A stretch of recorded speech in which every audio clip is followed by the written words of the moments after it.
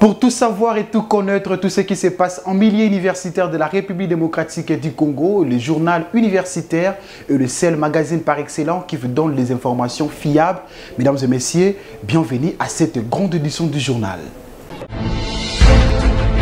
Un nouveau-né dans la bibliothèque congolaise, il s'agit du livre intitulé « Finances publiques en République démocratique du Congo, approche théorique et pratique » écrit par le professeur Dr Joseph Moto Kassarad, un ouvrage de 780 pages écrit dans l'objectif d'apporter des orientations scientifiques dans le domaine des finances publiques en RDC.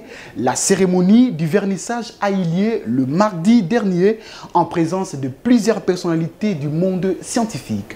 Le reportage de Martin Tissambou et Jéré Silandou. Finances publiques en République démocratique du Congo, approche théorique et pratique, c'est l'intitulé du livre du professeur Dr Joseph Moto Kassarad, verni ce mardi dans la salle Père Boka du CEPAS, dans la commune de la Gombe.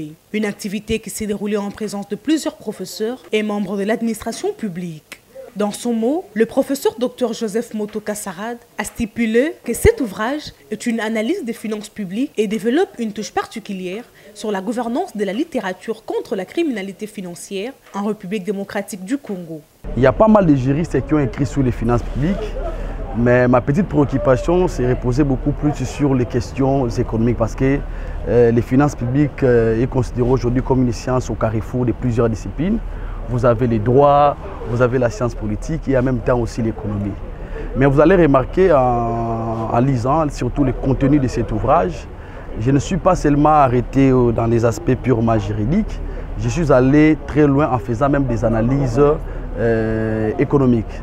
Entre autres, donc, des analyses qui sont basées sur les tests économétriques, sur les modèles VAR et en même temps aussi quelques analyses de la gestion budgétaire basées sur les modèles, la méthodologie PEFA.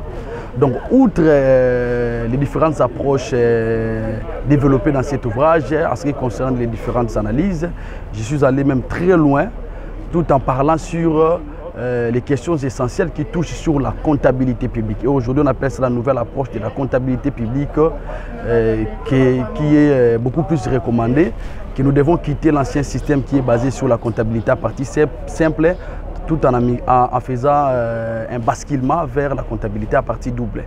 Mais à la longue, pourquoi pas basculer vers les normes internationales de IPSAS? Toujours dans cet ouvrage, vous allez voir un chapitre important qui nous parle surtout sur l'audit et le contrôle des finances publiques. C'est-à-dire qu'on peut faire l'audit, mais l'audit, on le fait sur base des normes. Je tiens à recommander vivement la grande communauté scientifique et professionnelle de faire un effort, de trouver cet ouvrage dans les différentes librairies de Kinshasa et en même temps aussi en ligne, soit chez FNAC ou bien au niveau d'Amazon, afin de pouvoir les aider à approfondir leurs connaissances sur les finances publiques et en particulier en République démocratique du Congo. Cette œuvre scientifique de plus de 780 pages est écrite dans l'objectif d'apporter des bonnes orientations scientifiques dans le domaine des finances publiques. Après plusieurs témoignages faits par les personnalités de l'administration publique, l'heure était à la cérémonie du baptême de ces livres par le professeur Grégoire Bakandeja ou Mpungu. Je te souhaite longue carrière et renaissance vers notre ouvrage parce qu'il faut continuer à approfondir. Le pays en a besoin.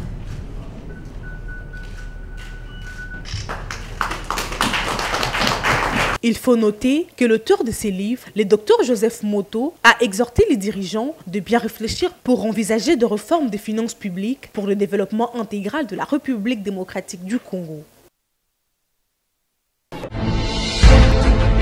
Sous le haut patronage de la Fondation Bosekota, la faculté des sciences agronomiques et environnement de l'Université Technologie Belcampus, en collaboration avec l'Association des ingénieurs agronomes du Congo, ont organisé une conférence débat ayant pour thème l'ordre des ingénieurs agronomes en RDC et le défi de la relance du secteur agricole. Tonton Biongo nous en dit plus.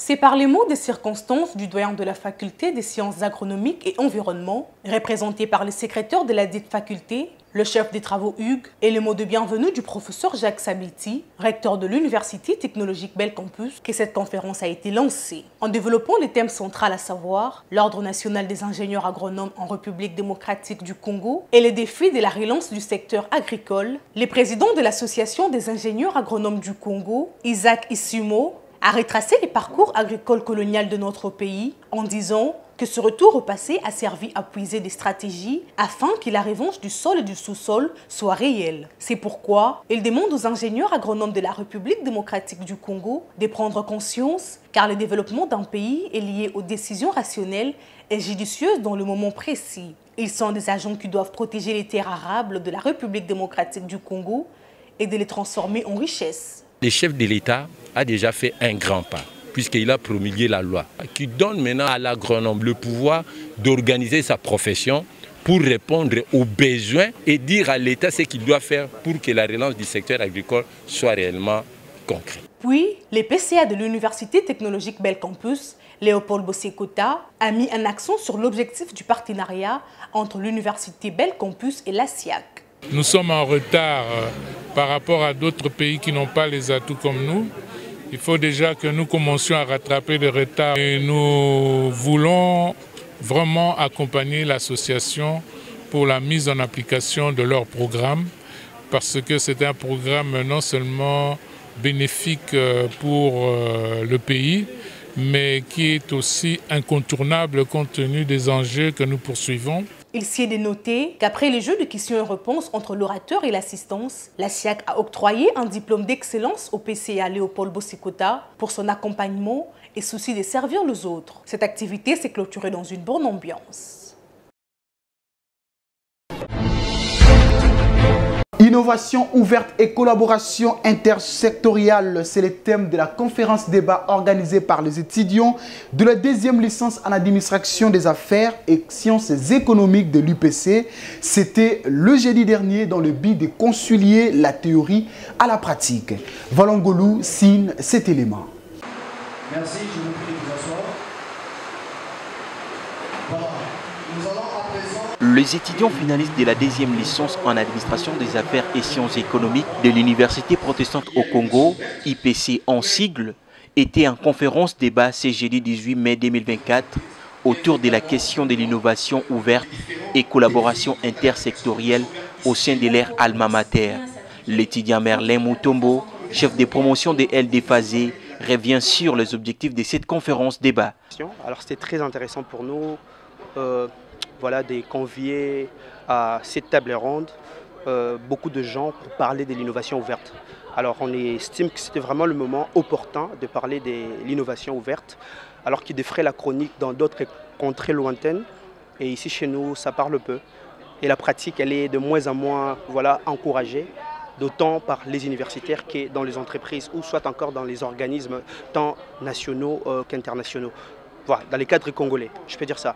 Alors nous avons parlé de l'innovation ouverte et de la collaboration intersectorielle. Et voilà, j'en profite même de cette occasion de remercier tous les différents intervenants qui ont parlé avec aisance et avec qualité. Voilà, par rapport aux différents sous-thématiques les attribués. Voilà. 3 conférenciers en présentiel ont échangé avec les participants, à savoir Lissi Assombo, directrice régionale de la société ITEM, qui s'est apaisantie sur la problématique de la création de nouvelles opportunités d'emploi liées à l'innovation ouverte. C'est une adéquation entre ce que les entreprises ont besoin et ce que donnent les universités. Et donc aujourd'hui, c'était, je pense, en même temps une interpellation pour dire, voilà, aujourd'hui il y a des métiers qui se créent avec le développement, avec de l'innovation. Il y a des métiers qui se créent, il y a des métiers qui disparaissent. Donc il est temps que les universités et même le programme national soient en adéquation avec les besoins des entreprises. Voilà. ITEM étant une entreprise spécialisée en ressources humaines, nous avons un programme que nous lançons chaque année des jeunes talents. Donc nous recrutons de jeunes étudiants, on va dire finissants, avec 0 expérience professionnelle, peu importe leur domaine. On les recrute à l'ITEM, l'ITEM leur donne la première expérience dont ils ont besoin, on les forme et là après les temps de formation, ils sont insérés dans chacun des départements et ils évoluent. Le professeur Kassongo Peter, actuel conseiller principal du chef de l'État congolais au Collège Agriculture, Pêche et Élevage, a abordé la question de l'innovation et ses enjeux dans le secteur privé et public. Bon, d'abord, je commençais par le féliciter pour avoir organisé une conférence, une table, ce qu'ils ont appelé table ronde, sur une thématique aussi importante que celle liée à l'innovation. J'étais moi-même appelé à communiquer sur l'innovation dans le secteur public et privé. Alors c'était pour moi très important d'échanger avec eux sur les enjeux et contraintes de ce concept. Parce que nous sommes face à un monde où il faut être dynamique dans tous les sens. Donc lorsque vous restez enfermé dans la routine, donc vous êtes voué à être au service des autres, faire objet des autres, ne dépendre que des autres. Voilà pourquoi il était très important pour moi de leur montrer ce qu'il faut pour apporter des innovations dans notre façon de faire, que ce soit au niveau des services publics, des administrations centrales de l'État, que ce soit également au niveau du secteur privé qui doit être dynamique et qui doit être compétitif dans ce que l'offre aussi bien comme service que comme produit. Donc l'impression c'est que c'était très important, j'avais un public très attentif et surtout très pertinent dans la qualité des questions. Nous devons travailler maintenant à promouvoir ce concept, non seulement dans le contenu des enseignements que nous donnons, à commencer par le niveau primaire, secondaire jusqu'au niveau tertiaire, pour qu'on comprenne que ce n'est pas l'entrepreneuriat, un entrepreneuriat orienté vers la recherche et développement ou assis sur la recherche et développement et qui cible en fait à mettre au point des produits nouveaux, des produits capables de défier la concurrence, toutes ces formes. Et c'est grâce à ça qu'on peut survivre, non seulement en tant qu'économie, mais également en tant qu'État. L'innovation ouverte, une illustration en politique monétaire, le cas du criblage de l'inflation, c'est le sujet exploité par le professeur Vincent Mungonga. Cette conférence débat s'est clôturée avec les jeux de questions et réponses entre les participants et les intervenants à la grande satisfaction de tous. D'améliorer leur processus. Suivez à présent la cérémonie qui a sanctionné la fin de la formation du centre de formation en entrepreneuriat et la remise du prix Tangona Biso Bilengue qui avait eu lieu le vendredi dernier au cercle Biloalois en présence de plusieurs invités des marques. Valangolo.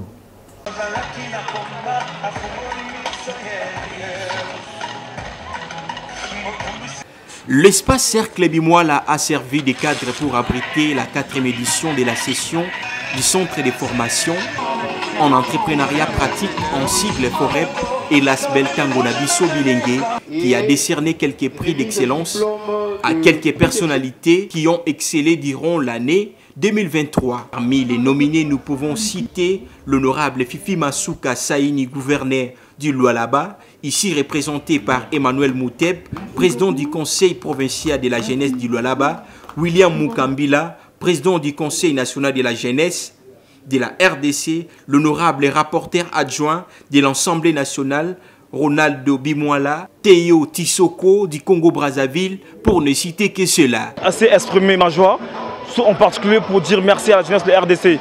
Parce que beaucoup peuvent faire, mais peu font avec des bonnes initiatives. Aujourd'hui avec FOREP, vous avez vu ce qu'ils font, ils entreprennent, ils forment et puis ils donnent de la valeur ajoutée à toutes les jeunes de la RDC. Donc c'est grande ma joie de pouvoir exprimer cette innocence partagée que je ne saurais assez vous dire. Je suis hyper content d'être là ce soir et de recevoir ces trucs si spécifiques. Ce que je veux dire, c'est qu'il peut compter à la 100% ce soir sur la jeunesse congolaise et au partenariat qu'une lie. Et que FOREP ne sera pas seul et ne verra jamais le jour sur le côté. Parce qu'il a des partenaires sûrs au niveau de Congo-Brazzaville sur qui il va compter. Et je l'encourage dans toute l'option qu'il fait, de sa dynamisme, son courage et tout ce qu'il fait pour les jeunes. Satisfait du bon déroulement de ces assises, Trésor Mayamba, président de l'ASBEL Tangona Biso Bilengue, remercie ses partenaires. Premièrement, je voulais vous rassurer que c'est un sentiment de joie de voir aujourd'hui que ce que nous avons pensé à être une illusion devenir aujourd'hui une réalité. Nous avons pu matérialiser ce qu'on écrivait et aujourd'hui la FOREP et les prix d'excellence Tangona Biso Bilengue est devenu un cadre vitrine pour représenter, pour promouvoir les jeunes, pour reconnaître aussi les efforts que font les autres. Donc je dirais que c'est un sentiment de joie pour moi en tant que coordonnateur et l'initiateur. Cette initiative, nous l'avons fait sans avoir reçu une contribution d'une quelconque personnalité. C'est une initiative de jeunes dont je suis le coordonnateur. Nous avons fait nos études, nos analyses et nous avons déniché ceux qui sont meilleurs. Parlons de la journée internationale de musées nationaux du Congo avec comme thème Musée, éducation et recherche. C'était le samedi dernier dans la salle de conférence multifonctionnelle et c'était en présence du représentant du ministre de Culture, Arts et Patrimoine, Nene Wambenga. Après les mots de bienvenue par la présidente du conseil d'administration de l'Institut de musées nationaux du Congo, Madame Christine Mansoni, et celui d'ouverture prononcé par le représentant du ministre de Culture, Arts et Patrimoine, Monsieur Joseph Ibongo, le premier panéliste du jour, le professeur Placide Mumbembele de l'Université de Kinshasa, a soulevé quelques points concernant la recherche scientifique en République démocratique du Congo, à savoir la recherche scientifique et l'éducation au cœur de la définition et des missions du musée, la recherche scientifique comme pilier d'un musée comme outil éducatif et didactique, l'aperçu d'un état des lieux dans la recherche du musée en République démocratique du Congo, tout en disant que la force d'une institution muséale est dans la recherche. À son tour, le professeur Henri Boudjoko, deuxième panéliste, s'est appesanti sur la réappropriation identitaire et culturelle, tout en demandant à l'assistance à bien vouloir référer à nos cultures et patrimoines légués par nos ancêtres pour configurer ces expériences et les amener au présent. Ces riches interventions ont conduit quelques prestations des ballets et présentations des ateliers pédagogiques des élèves dirigés par Madame Naomi Manvula, une occasion pour le directeur général de l'Institut de musées nationaux du Congo de s'exprimer en ces termes. Le 18 mai est une journée internationale du musée. Ça a été décrété par l'ICOM. L'ICOM qui est l'organisation ou le conseil international des musées. Il est recommandé à tout professionnel du musée, en cette date-là, avec le thème que l'ICOM donne, de célébrer. Et cette célébration commence toujours par quelques journées portes ouvertes pour permettre au commun des mortels de venir découvrir le musée, de comprendre l'importance du musée et conformément à chaque thème, tel que cette année, on parle de l'éducation et de la recherche. À travers ces journées portes ouvertes, c'était aussi pour nous l'occasion que le commun des mortels, que les étudiants, que les élèves viennent découvrir les musées, comprendre que le musée est un centre culturel à la fois, mais aussi un lieu d'éducation et un lieu où se passent des recherches dans les domaines culturels. La remise des prix par la présidente du conseil d'administration de l'Institut de musées nationaux du Congo aux participants à ces ateliers pédagogiques caractérisant la fin de cette activité.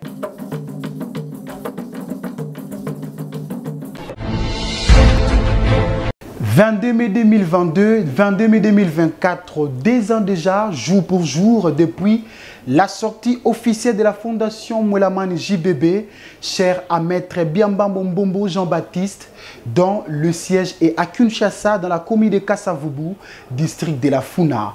À cette occasion, son président national, le Maître JBB, et d'autres membres de la dite structure répandue dans le monde, dédient ces moments aux Congolais qui vivent les atrocités de la guerre à l'est de la République démocratique du Congo et réitèrent leur soutien indéfectible à ces derniers.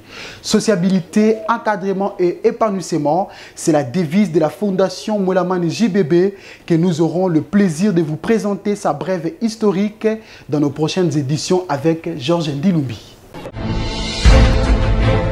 C'est par ici que nous bouclons complètement cette grande édition du journal derrière la caméra. Derry Ipala, une réalisation de Dr Lema, toujours sous la coordination de l'honorable et coordonnateur André Mouchongo Massara.